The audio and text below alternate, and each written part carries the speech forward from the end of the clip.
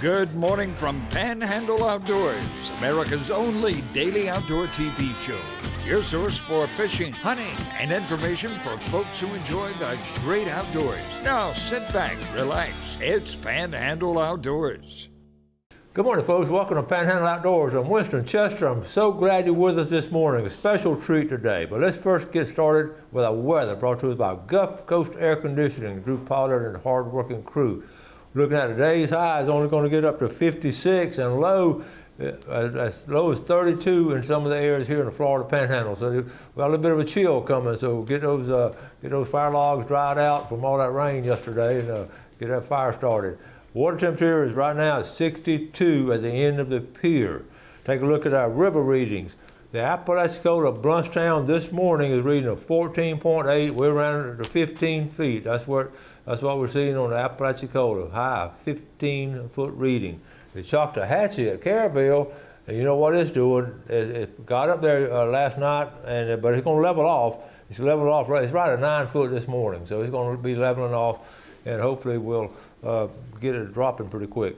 The wind direction now is going to be coming out of north-northwest, be blowing today about 10. Tide chart brought to us by Kent Forest Lawn. We talked about it yesterday and today, and the same way tomorrow. Neap tides, absolutely no tidal flow on into tomorrow and into Saturday. If you see the chart there, it's really just flat. It hasn't been that flat quite a while. All right, that takes care of our weather. We're going to take a quick break and come back with our special guest.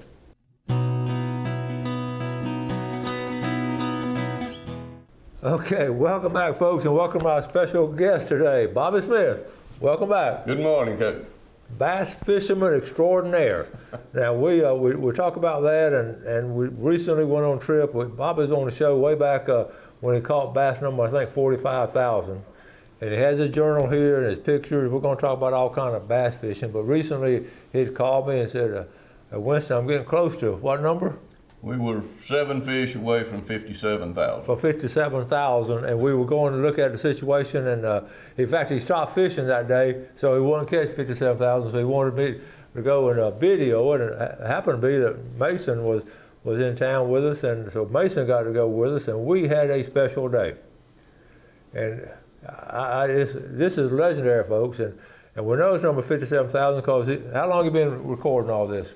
Since 1974. And tell folks how you did it.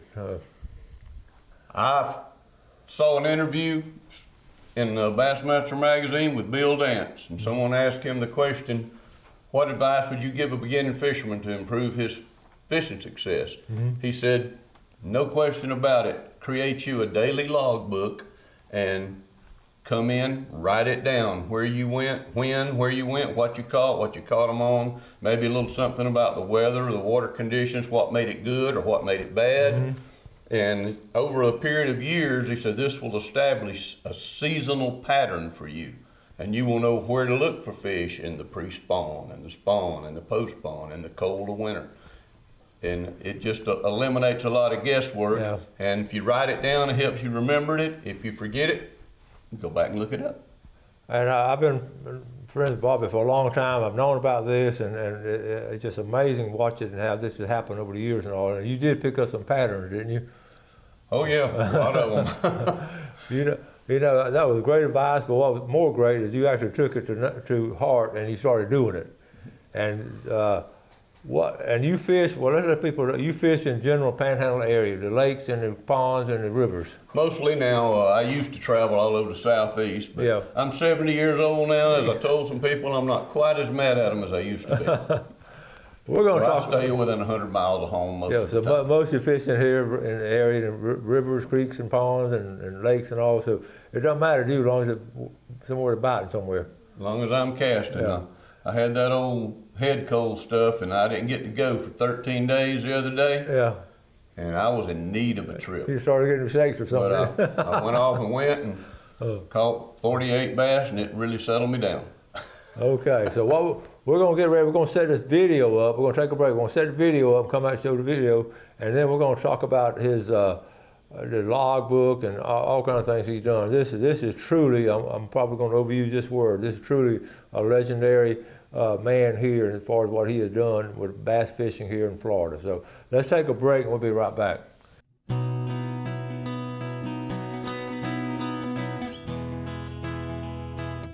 Okay, welcome back. We're gonna get this video set up now, and we're gonna talk about the places we have been. Let's see. This has really been a challenge with us. Okay, here we go. We're playing right now. Tell us about. Okay, Bobby, we're on the river, and we're gonna talk over this. So there's Mason.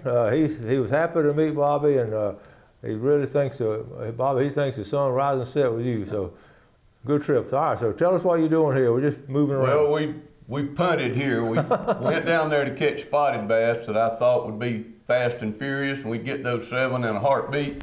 But whoa, 56,994. That's the first fish of the day. There you go.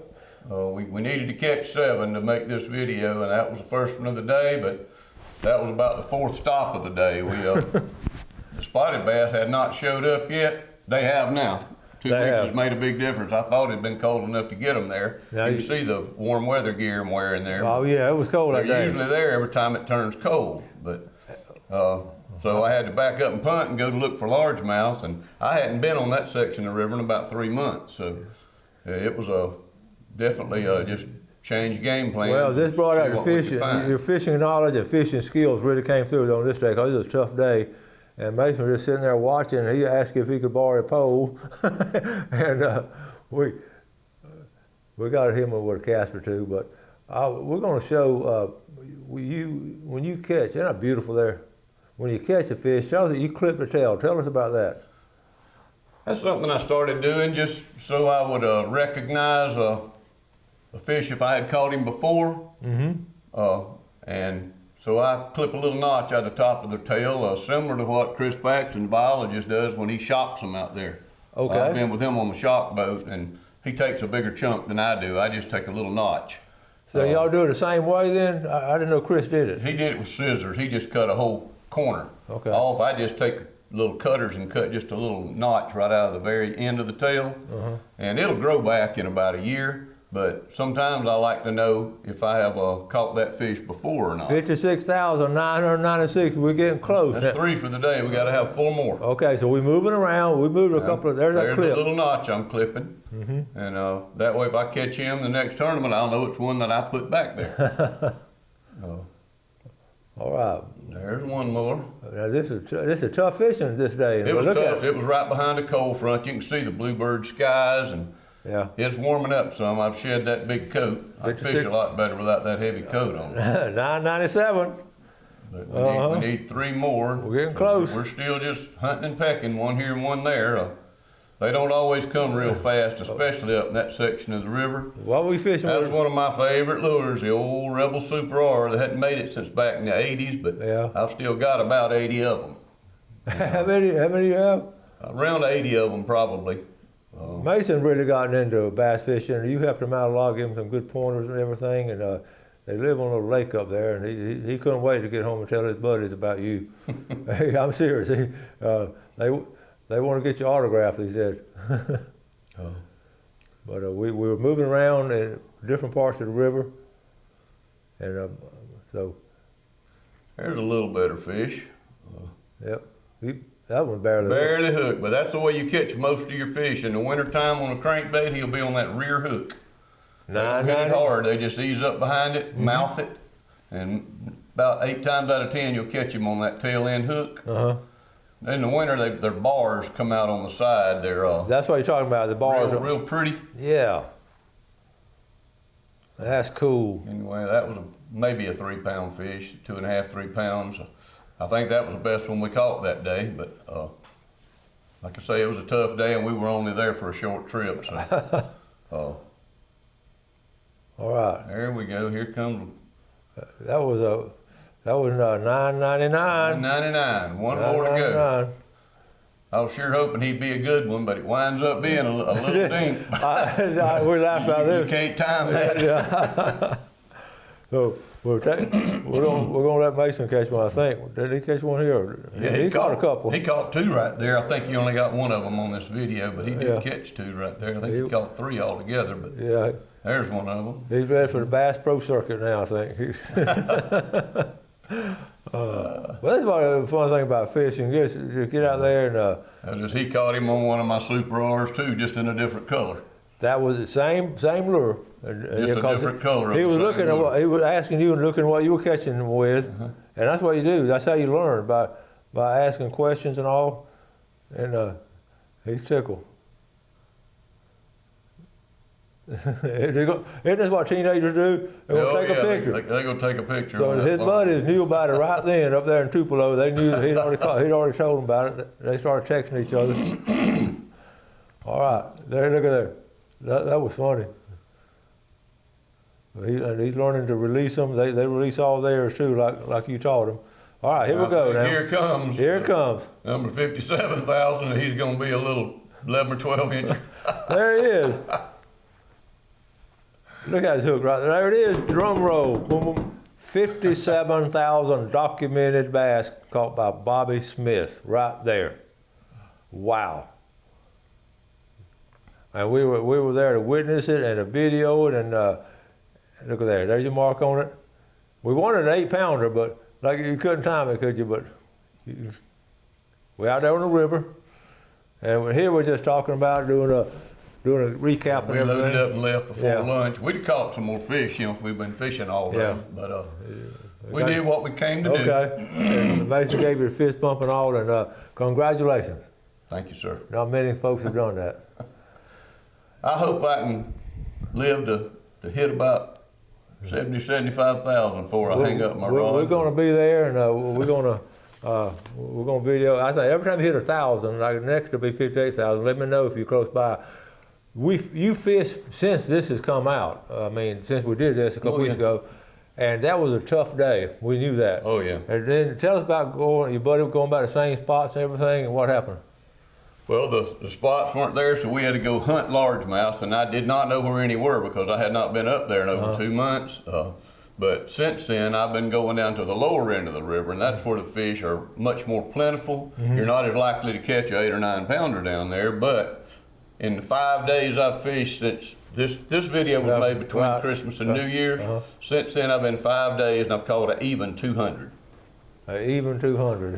That's pretty strong. My last trip was the best one numbers-wise was the day before yesterday, and I quit at 69 and came back early because I needed to go to a funeral visitation for an old friend. I love it.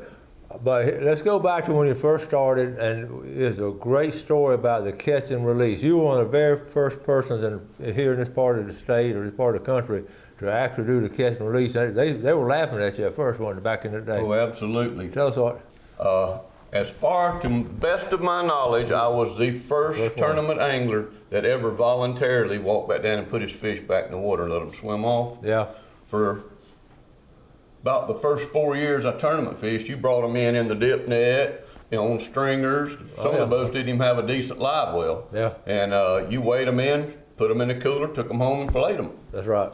And I began to see some of my favorite places after I went and caught limit after limit after limit. Got where I couldn't do that anymore. And I was reading about catch and release in Bassmaster Magazine. I said, that's a good idea. We better get started at it before it's too late. And I would ask to break line. If they were 4 or 5 there, I'd run up there, and we didn't have weighing bags. I'd have them in my dip net right out of the live well and say, hey, can I weigh mine ahead of you so I can go turn them loose? Yeah. And most everybody thought I was crazy.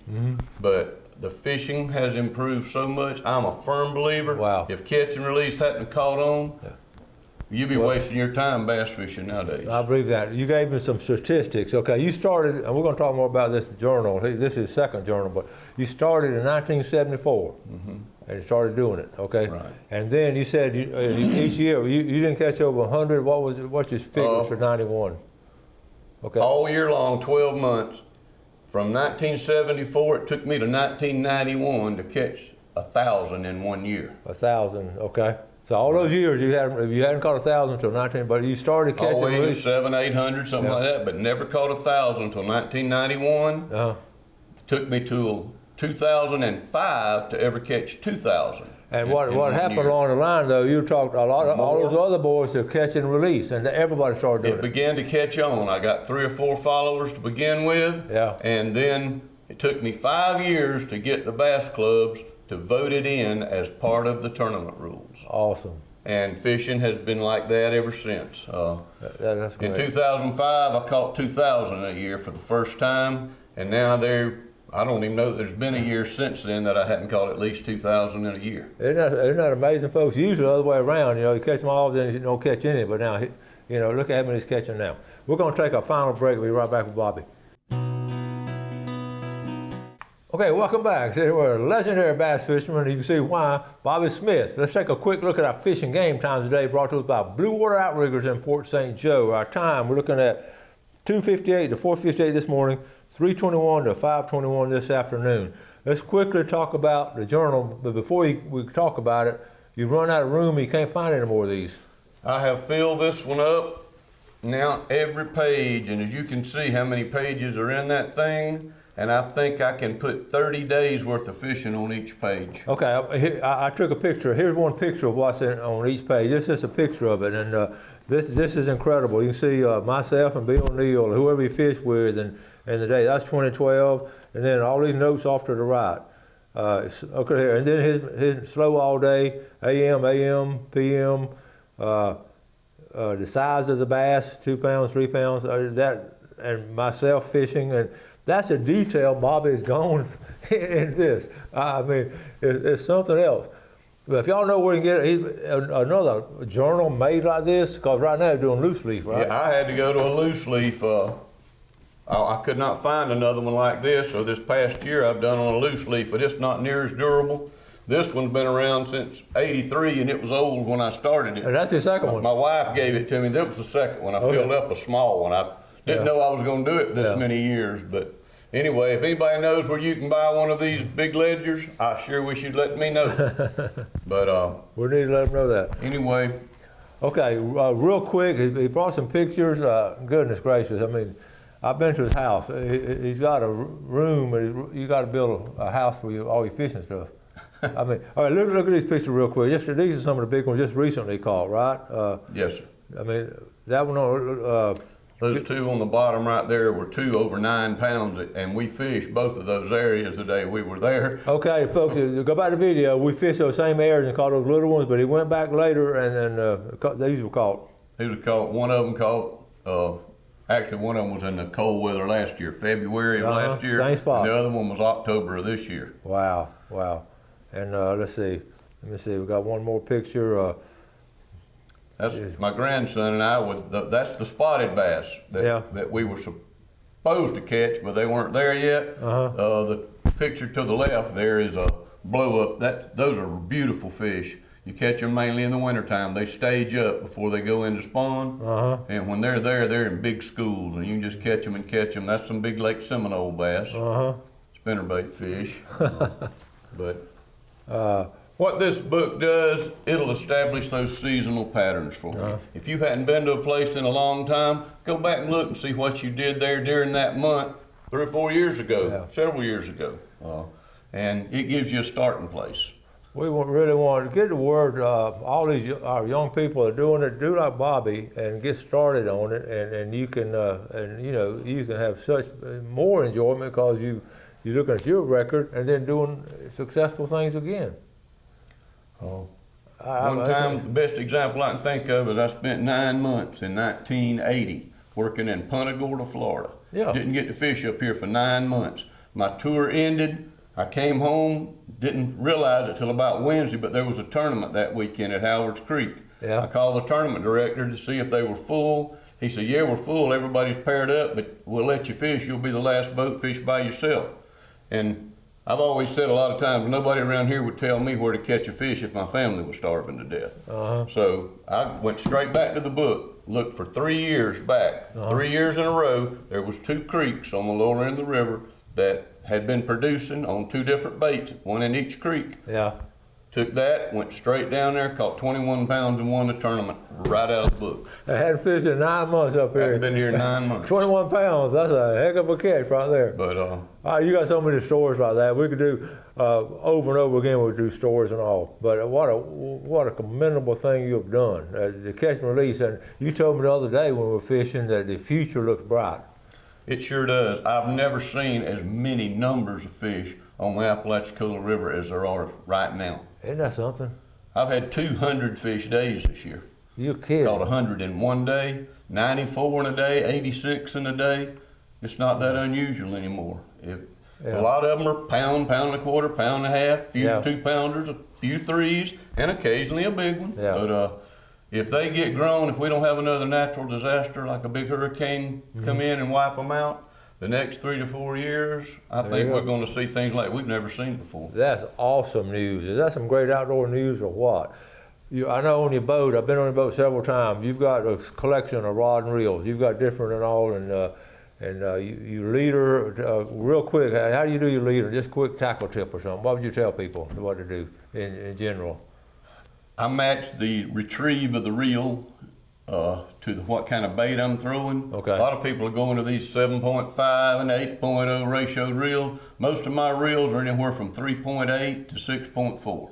Is that right? 6.4 is high speed for me. I throw a buzz bait with that. Okay. Most of the lures, they're pulling them too fast. Okay. With those high speed reels, use those low retrieve reels, and you can get that bait down, slow it down, and in the wintertime, they're not going to run something down. They're going to ease up there and just bite it. And that's why you catch them. Catch them on that rear hook most of the time. And I match the action of the rod and all to what I'm throwing. An encyclopedia of bass fishing here in Florida. I'm serious, in Florida Panhandle. Bob, you got to come back on the show. I have so many more questions to answer from you, and so much to talk about. It's just great having you on, buddy. Be glad to anytime. You're going to be getting close to number 58,000 pretty soon, so. I'm already over 200. Well, we got to get there. Thank you, Bobby. Enjoyed it, Coach. Appreciate you and what you've done for bass fishing here in Florida. That's, again, one more time, legendary. Thank y'all for watching the show. We appreciate the viewership. We appreciate our outdoorsmen and fishermen like Bobby Smith. You do something good today for someone else, and God bless. Thanks for watching America's only daily outdoor TV show, Panhandle Outdoors with Winston Chester, featuring hunting, fishing, and other activities and information to help you enjoy the great outdoors. Join us next time for Panhandle Outdoors.